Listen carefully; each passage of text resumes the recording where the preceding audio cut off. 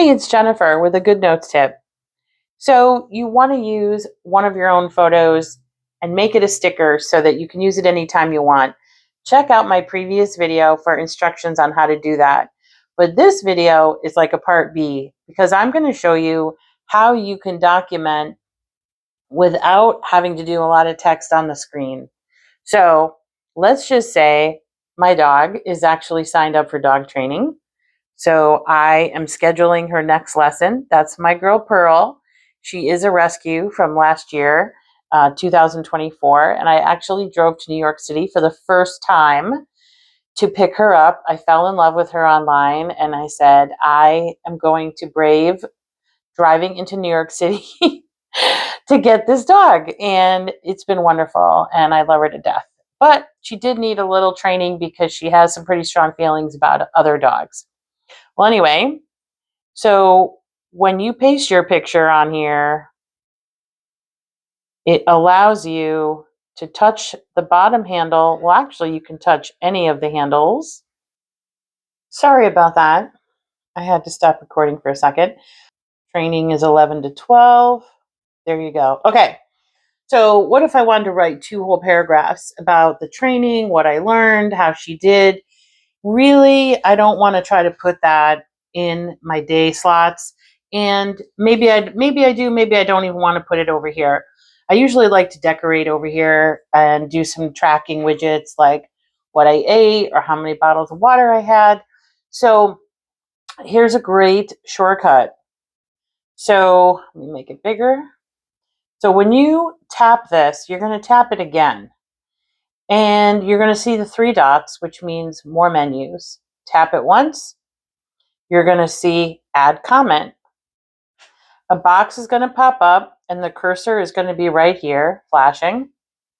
My keyboard pops up, but you can also, in my case, it shows up minimized down in the bottom and I tap it to have it pop up. I can type whatever I want now.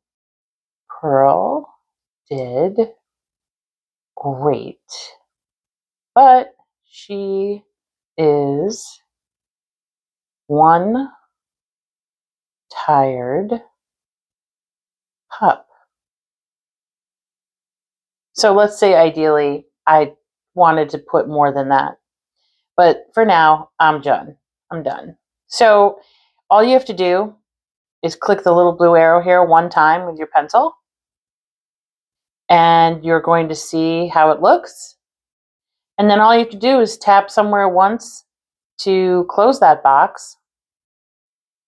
And guess what? Now you have a little gray box above, and now you can just touch that and you're going to be able to see anything that you wrote.